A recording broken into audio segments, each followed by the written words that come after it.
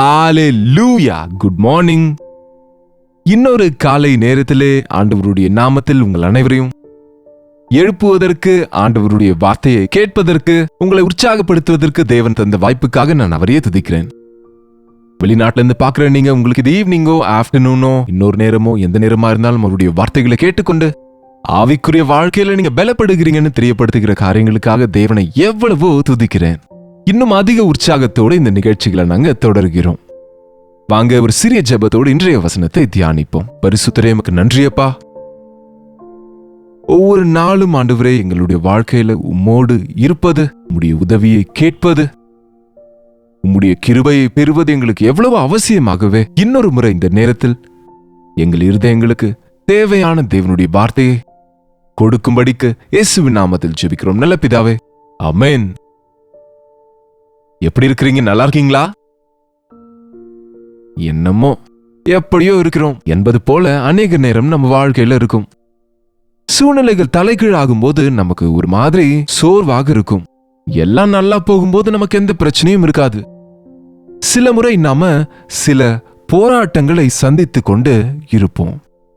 நம்ம எதிர்பார்க்காத சூழ்நிலைகள் உண்டாகும். நம்ம எவ்வளவு பாக்கியவான்கள்ங்க. இஸ்ரவேல் தேசத்துல எல்லாம் நல்லா இருக்கு என்று நினைத்த நேரத்தில் திடீரென்று எழும்பிய யுத்த சத்தங்கள் அவர்கள் இருதயங்களை எவ்வளவாக வேதனைப்படுத்துகிறது, நடுங்க செய்திருக்கும் பாருங்க. எத்தனையோ இடங்கள்ல எத்தனையோ விதமான வேதனைகளை நம்ம பார்க்கிறோம். நம்ம வாழ்க்கையில கூட போராட்டங்கள் சில முறை யுத்தங்களால இல்லாம இருக்கலாம். பெரிய பெரிய யுத்தங்கள் இல்ல, நம்ம வீட்டிலேயே நடக்கிற மிஸ் அண்டர்ஸ்டாண்டிங்ஸ், வீட்டுல நடக்கிற கலக்கங்களால சடனா சிலர் நம் வீட்டில் இருப்பவங்களே நம்மோடு பேசின விதமா இருக்கட்டும், அந்த சூழ்நிலைகளின் தாக்கமா இருக்கட்டும், நம்ம பிள்ளைகளுடைய நடத்தையாக இருக்கட்டும், நமக்கு எவ்வளவோ கலக்கத்தை உண்டாக்கும். காமா குவயட்டா நிம்மதியாக இருந்த சூழ்நிலைகளில் நம்ம மனசை கலவரப்படுத்துகிற விஷயங்களை நம்ம கேட்கும் போது, பார்க்கும் பொழுது ரொம்ப வேதனைப்படுவோம். அப்படிப்பட்ட நேரத்தில் என்ன செய்யணும்?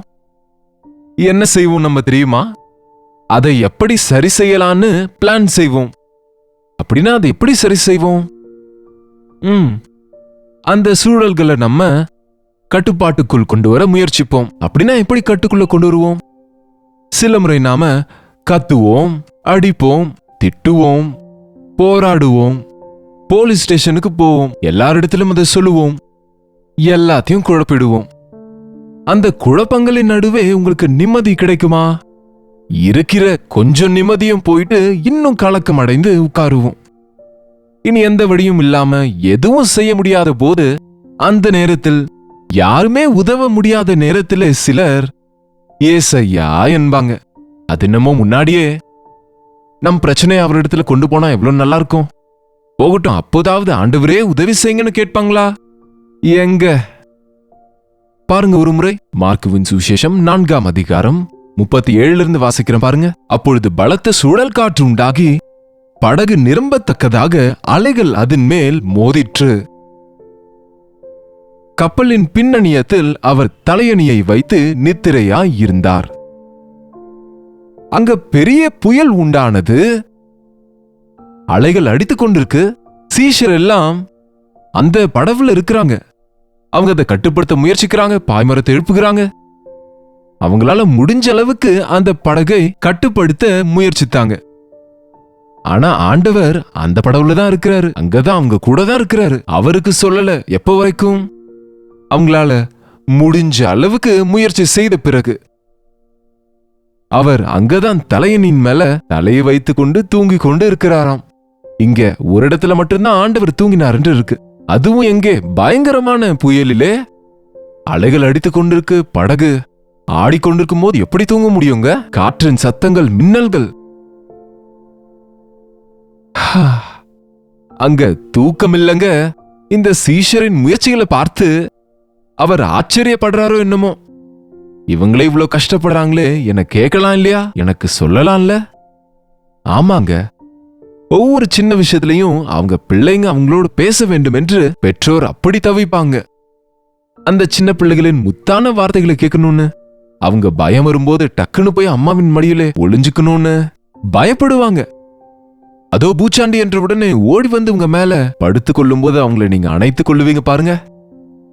அது போல உங்களுக்கு பயங்கள் வரும்போது நீங்க ஆண்டவரை பற்றி கொள்ள கற்றுக்கொள்ளணும் தவிர அந்த பயங்களின் நடுவே ஆண்டவரை நிந்திக்கிறது என்ன?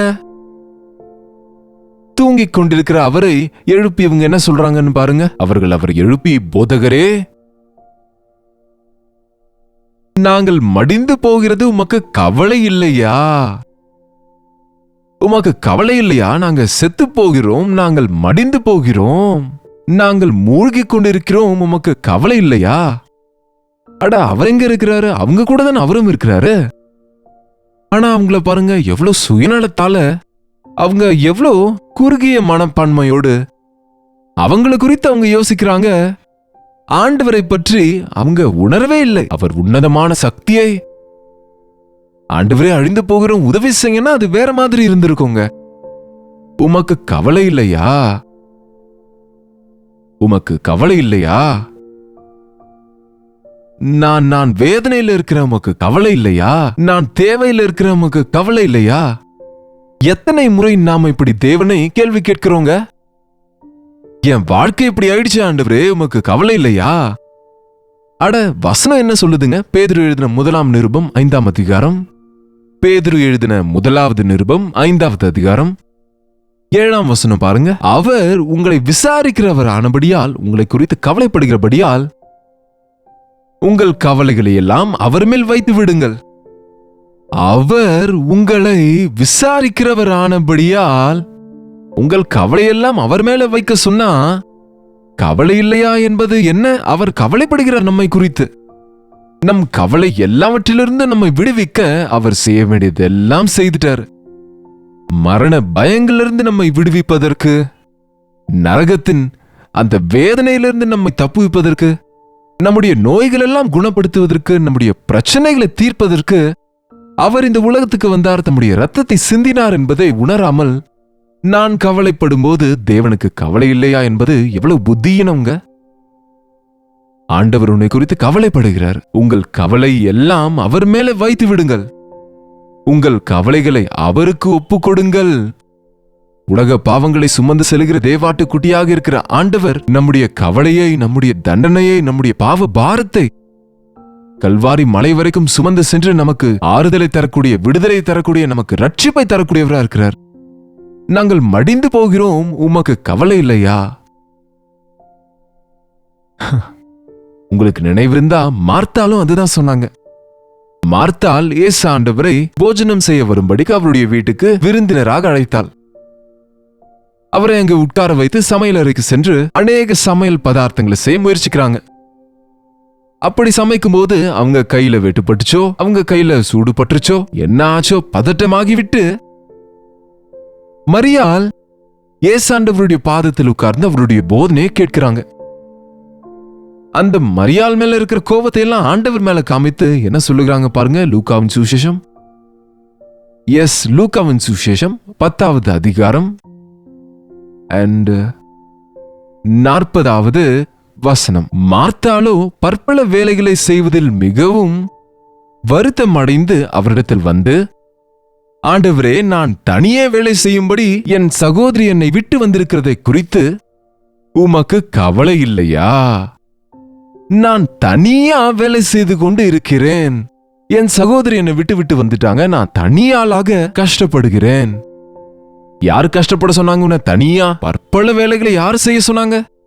அனாவசியமான வேலைகளை எல்லாம் தலைமையில போட்டுக்கொண்டு அதனாலே நசுக்கப்பட்டு ஆண்டவர் என்ன கஷ்டப்படுத்துறாருன்னு சொல்றவங்களை இன்றைக்கு அநேகரை பார்க்கிறோம். உங்களுக்கு இஷ்டமான வழியில சென்று அதுல மாட்டிக்கொண்டு தேவன் என்னை இக்கட்டுக்குள்ள விட்டுட்டாரு என்று சொல்லுவதை பார்க்கிறோம். நம்முடைய இடுக்கத்திலிருந்து நம்மை விசாலத்தில் நடக்க வைக்கதான் ஆண்டவர் வந்தாருங்க. நம்மை ஆசீர்வதிக்க, நம்முடைய கண்ணீரை துடைப்பதற்கு அவர் அந்த பாவ பாரத்திலிருந்து விடுவிக்கதானே அவர் வந்தாருங்க. இங்கே மார்த்தாள் சொல்லுகிற வார்த்தையை பாருங்க. நான் ஒருத்தி மட்டும் தனியா கஷ்டப்பட்டு கொண்டிருந்தா நீங்க பார்த்து கொண்டிருக்கிறீங்க என்ன? அந்த மரியாளுக்கு எனக்கு உதவி செய்யும்படி அந்த மரியாளுக்கு சொல்லுங்கன்னு தன் சொந்த சகோதரிக்கு ஆண்டவரை சொல்லுகிறாங்க. காரணம், அவங்க அநேக வேலைகளை வைத்துக் கொண்டாங்க, ஆண்டவர் சொன்னாரு, மார்த்தாளே, மார்த்தா, நீ அநேக காரியங்களை வைத்துக் கொண்டு கவலைப்பட்டு கலங்குகிறாய். எதற்கு நமக்கு கவலை? எதுக்கு நம்ம கலக்கம்? எதுக்கு நம்ம பாடுகள்? ஏன் நமக்கு அனாவசியமான சிக்கல்கள்? அனாவசியமா இருக்கக்கூடிய அநேக வேலைகளை வைத்துக் கொள்வதால எல்லா பிரச்சனையும் மேல போட்டுக்கிறீங்க. அவசியம் இல்லாத விஷயங்கள் எல்லாம் தலையிடுறீங்க. ஏன் சொல்லுங்க? உனக்கு தேவன் கொடுத்த வேலையை செய்துட்டு போனா அதுவே போதும். நீ ஜெபம் செய்தா போதும். நீ தேவனோடு செலவிடுகிற நேரம் ரொம்ப நிம்மதியை கொடுக்கும். மரியாள் தன்னை விட்டு எடுபடாத நல்ல பங்கை தெரிந்து கொண்டாள். என்ன செய்றாங்க? சும்மா உட்கார்ந்து கொண்டிருந்தாங்களா? சும்மா உட்கார்லங்க. தேவனுடைய வார்த்தைகளை உள்ள எடுத்துக்கிறாங்க. அவருடைய வசனங்களை, அவருடைய வார்த்தைகளை அதை கேட்டு இருதயத்துல பத்திரப்படுத்துகிறாங்க. தேவனுடைய வார்த்தையை கேட்கும்போது அவங்களுக்கு இருக்க கலக்கத்திலிருந்து நிம்மதியை பெற்றுக் கொள்ளுகிறாங்க. அவங்க எங்க இருக்கிறாங்கன்றதையே மறந்து விட்டாங்க. அங்க அக்கா வந்து அவங்க மேல குற்றம் சொன்னா, போக்கா போய் உன் வேலையை பாரு என்று வாயை திறக்கலங்க. அவங்க மௌனமா உட்கார்ந்திருந்தாங்க. அவங்க பட்சத்தில் ஆண்டவரே பேசினார். நம்ம வாழ்க்கையில கலக்கங்கள் உண்டாக காரணம் நம்ம பதட்டப்படுவது ஒண்ணு, அனாவசியமான வேலைகளை வைத்துக் கொள்வது இன்னொன்னு. ஆண்டவர் மேல குற்றம் சொல்வது இன்னும் கொடுமையான விஷயங்க.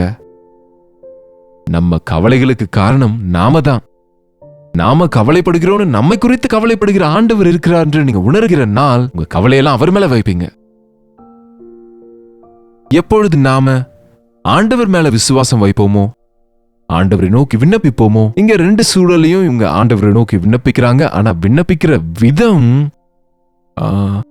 சரியா இல்லைங்க. ஜெபத்திலே நம்முடைய விண்ணப்பங்களை தேவனுக்கு தெரியப்படுத்த சொன்னாரு. நாம ஆண்டவரே எனக்கு உதவுங்க, ஆண்டவரே நான் அந்த கஷ்டத்துல இருக்கிறேன்னு சொன்னால் நல்லா இருக்கும். ஆனா நீங்க எப்படி கேட்டாலும் ஆண்டவர் நம்மை போல அதை பொருட்படுத்துறவர் கிடையாதுங்க.